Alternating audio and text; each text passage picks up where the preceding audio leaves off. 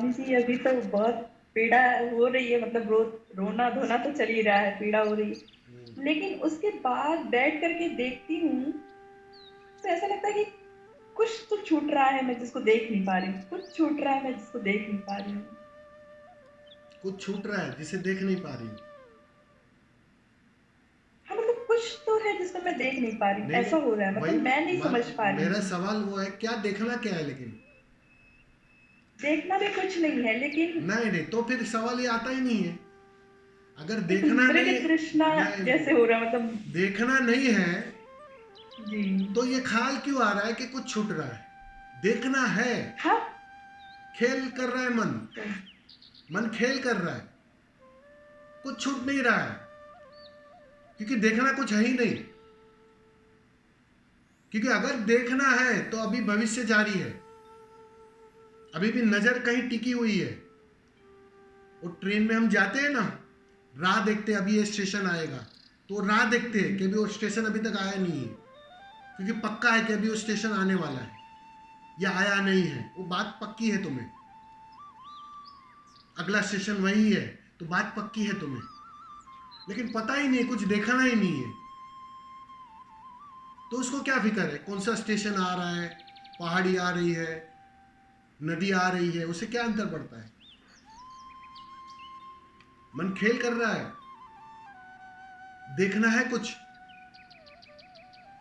कुछ चाहती हो तुम, और जैसे ही चाहा तुम्हारी नजर भविष्य पे चली गई, और भविष्य पे जाते ही नजर तुम वर्तमान से छिटक गए। वो जो बात सहज बन रही थी ना, वो बनना बंद हो जाती है। ख्याल में आ रहा है मैं क्या कहना चाह रहा हूं। जी बिल्कुल जो स्वामी जी, ध्यान वही हो सहज, रहा है। हाँ, जो ध्यान सहज घटित आप हो बोल रहा रहे। था, हाँ। उसमें आप वापस भविष्य में चले जा रहे बिल्कुल यही हो रहा है स्वामी जी, यही हो रहा है। मतलब रोना आ रहा है, मैं फिर हो जा रही हूँ और मैं उसको छोड़ के भागना चाह रही हूँ, यही हो रहा है मेरे हो। साथ। जब रोना आ रहा है तो रो मजे से, और हाँ, उसमें बस कंजूसी क्या भाग। करनी है फिर, रोने में मतलब कंजूसी। जो। अपने आंसू है, अनलिमिटेड आंसू है, मजे से बहाओ, जितने बहाओगे और ज्यादा आएंगे, चिंता क्यों कर रही हो। मजे से रो, पूरी टोटलिटी से रो।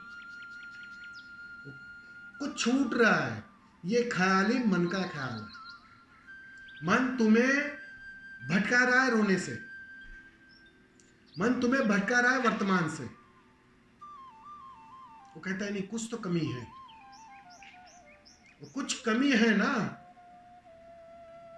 बस तुम भटक गए। ये ख्याल आते ही भटक गई। अभी मैं कह रहा हूं इसलिए नहीं भटकी हो तुम, वो ख्याल जैसे ही आया कि कुछ कमी है, क्योंकि वर्तमान का क्षण पूरा है, उसमें कोई कमी नहीं हो सकती है, बिल्कुल स्वभाव से एक है वो। समाधि है, ये वर्तमान का क्षण ही समाधि है। एक जागा हुआ व्यक्ति 24 घंटे वर्तमान के क्षण में ही जीता है। इसी को तो हम समाधि कहते हैं, कि वो समाधि में जी रहा है, समाधान में जी रहा है। कोई अतीत नहीं है, कोई भविष्य नहीं है, बस तुम चूक रही हो, और मन अपना पासा फेंकता है, तुम उसमें उलझ जा रही हो। कुछ छूट रहा है, कुछ नहीं छूटता है। क्या छूटेगा, तुम छूट जाओगे अपने से, उससे ज्यादा कुछ नहीं होने वाला है। और छूटने दो वो। छूट गई हूँ स्वामी जी, मैं तो अपने होश में ही नहीं हूँ मैं। लेकिन हाँ, कुछ ना कमी तो रह जा रही है, मतलब भागती हूँ मैं, जैसे ही मैं परिस्थिति में जीने लगती हूँ मैं भाग जाती हूँ। यही देखो, हो रहा है मेरे साथ। कहाँ कहाँ गलती हो रही है समझो। जी। अभी पूर्ण तृप्ति घटी नहीं है, अभी मन तिरोहित नहीं हुआ है। झलक क्या मिली है, स्वाद मिला है, गहरी गहरी छलांगे भी लग रही है। अब वो गहरी गहरी छलांग, ये गहरा स्वाद जाने अनजाने समाधि की एक गहरी मांग खड़ी करता है। तुम्हारे अंदर समाधि समाधान की एक गहरी मांग खड़ी हुई है। वो मांग तुम्हें इस पल में ठहरने नहीं देती, जी। इस पल का मजा नहीं लेने दे रही। तुम भविष्य के सागर की चिंता ले रही हो और ये जो बूंद बूंद कर अमृत गिर रहा है ना, उसका स्वाद नहीं ले पा रही हो, चूक रही हो। बिल्कुल वो यही। तुम्हें सागर के सपने दिखा रहा है कि कुछ कमी है। वो बुद्धों वाली तो तृप्ति है नहीं अभी। वो भी अभी कैसे होगी? अभी हो नहीं सकती है वो परम तृप्ति तो आएगी भविष्य में, वो तो परिणाम में आएगी। उसकी मांग तुम खड़ी कर रही हो, उस मांग के कारण ये परेशानी खड़ी है। यही बात, यही बात, बस वो मांग छोड़ यही दो, बात। मांग छोड़ दो। एक दिन समाधि की मांग जरूरी है। मैं बार बार कहता हूं, साधक यही समझ नहीं पाता है कि कब मांगना है और कब छोड़ना है। समाधि की मांग गलत नहीं है। अब जब सिर बाहर खोजती थी ना ज्योति, बाहर ही दौड़ती थी ना, तब उसे समाधि की याद दिलानी पड़ती है, समाधि की मांग खड़ी करनी पड़ती है कि ज्योति बाहर ही कहां खोज रही है। असली समाधान तो भीतर है, अंदर। असली समाधि तो भीतर है। वो समाधि की चॉकलेट देनी पड़ती है, उसकी मांग खड़ी करनी पड़ती है। अब मुसीबत समझो, अब उसकी जब मांग तुम्हें दी गई, वो इसलिए दी गई थी कि जो सिर्फ बाहर दौड़ रही थी ना ज्योति, वो थोड़ा भीतर लौटे, थोड़ा भीतर झांकना शुरू करे। सिर्फ बाहरी जीवन है, वो भ्रम से छूटे। ख्याल में आ रहा है? लेकिन जब तुम भीतर आई गई हो, तो अब तुम्हें कहना पड़ेगा, भाई ये समाधि की मांग खतरनाक है। इस समाधि तो तुमने मांगी तो नहीं मिलेगी, ये बात भी समझानी पड़ती है। उस मांग से भी छूटना पड़ता है, अध्यात्म के भी पार जाना पड़ता है। तो उससे छूटना थोड़ा कठिन हो रहा है तुम्हें। अच्छा, और तुम तो बहुत ज्ञान लेकर आई हो, उपनिषद पढ़कर आई हो, गीता पढ़कर आई हो।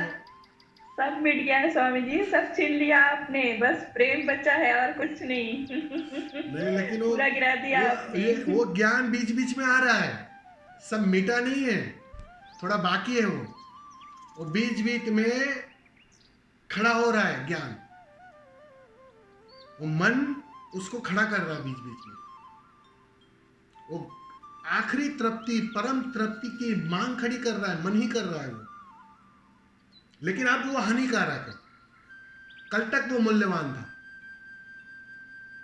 बस इसी बात को समझना है, इतना सा ही सार है अध्यात्म का। आज जो कीमती है, कल रास्ते की बाधा बनेगा। बस ये बात अगर समझ में आ जाए तो तुम देखना, ये समाधि, ये परम तृप्ति की मांग भी छूट जाएगी। जैसे ही वह छूट जाएगी, बस बात बन जाएगी। मांग गई कि मन गया। जैसे ही छोड़ने की कोशिश करती हूँ स्वामी, अब कुछ नहीं करना, फिर वैसे ही कहानी शुरू हो जाती है। वो शास्त्र आ रहे बीच में, और कुछ नहीं। वो शास्त्र बहुत गहरे में है, अचेतन में है, वो उछल उछल कर बाहर आ रहा है। इस परिस्थिति में क्या करूं स्वामी जी? कुछ करना ही नहीं है। अब करने को कुछ कहूंगा तो वापस उलझ जाओगी, वापस नए करने में लग जाओगी। देखो उसको कैसे खेल कर रहा है, वो बंदर कैसे उड़ी मार रहा है। उसको देखो, एक दिन तो थकेगा ना वो। एक पल तो ऐसा आएगा ना कि सारी ऊर्जा उसकी चली जाएगी और बैठ जाएगा वो। बस उस पल का इंतजार करो। उस दिन बात बन जाएगी। उस दिन, उस पल तुम्हारे भीतर भी कोई मांग नहीं होगी, भीतर की भी कोई मांग नहीं होगी, ना समाधि की ना मोक्ष की। जिस दिन वो मांग गई, अब बाहर भी कुछ नहीं चाहिए और भीतर भी कुछ नहीं चाहिए। अब मन को खड़े रहने की कोई सुविधा नहीं बचेगी। मन कहां खड़ा रहेगा? मन को भूमि चाहिए, खड़े रहने के लिए भूमि चाहिए। बाहर से भी तुम आयोजन करती हो उसको खड़े रहने की। कोई आया जीवन में गुरु, अध्यात्म का रस लगने लगा, शास्त्र पढ़ लिए, तो तुम भीतर से मांग शुरू कर लो। मन यही खेल करता है। फिर एक दिन भीतर की भी मांग गिर जाती है, उस दिन बात बन जाती है। अब बाहर जाने को कोई सुविधा नहीं, भीतर जाने को कोई सुविधा नहीं।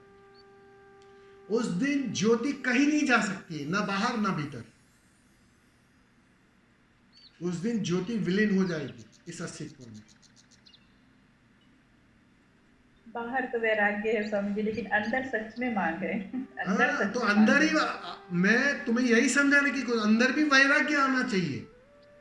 ये अंदर जो मांग है ना, वही तो बाधा बन रही है। और तुम ये भी कहोगे कि स्वामी जी ये तो आपने ही सिखाया था, अंदर की मांग। निश्चित ही मैं कह रहा हूं, पहली कक्षा में जो पढ़ाई होती है ना, वो पीएचडी में नहीं हो सकती है। पहली कक्षा में मुझे कुछ और पढ़ाना पड़ेगा, लेकिन जब तुम आखिरी उस किनारे पर हो ना, तो बिल्कुल विपरीत बात करनी पड़ेगी। दवाई के लिए इंसिस्ट भी करना पड़ेगा जब बीमारी दिखाई पड़ेगी, बुखार दिखाई पड़ेगा। लेकिन जब दिखाई पड़ रहा है कि अब बिल्कुल तापमान नहीं है, बिल्कुल स्वस्थ हो गई हो, तो मस्त हो गई हो, तो जोर देकर कहना पड़ेगा भाई अब दवाई बाधा है। तो उसमें दवाई गलत नहीं हो गई है, वो परिपेक्ष होता है। समझ में आ रहा है ना? जी तो स्वामी अब ये अध्यात्म की मांग बाधा बन गई। ये शास्त्र जाते जाते जाते बहुत कठिन है शास्त्रों से निजात पाना, इसलिए पंडित लोग की यात्रा लंबी हो जाती है। उसकी वजह एक ही है, सरल आदमी पा लेता है। ख्याल में आ रहा है ना? सरल आदमी सीधी छलांग लगा देता है। जब उसको कहता हूँ ये छोड़ो, तो वो छोड़ने को भी राजी हो जाता है। उसको पता है कि इसमें कुछ पाने जैसा था ही नहीं पहले से ही। लेकिन पंडितों को, ज्ञानियों को आज तक वही मूल्यवान दिखाई पड़ रहा है। संसार तो व्यर्थ है ही, अध्यात्म उससे भी ज्यादा व्यर्थ है। बस ये बात समझ में आनी चाहिए साधक को। बिल्कुल बिल्कुल। चलो ठीक है, धन्यवाद। धन्यवाद।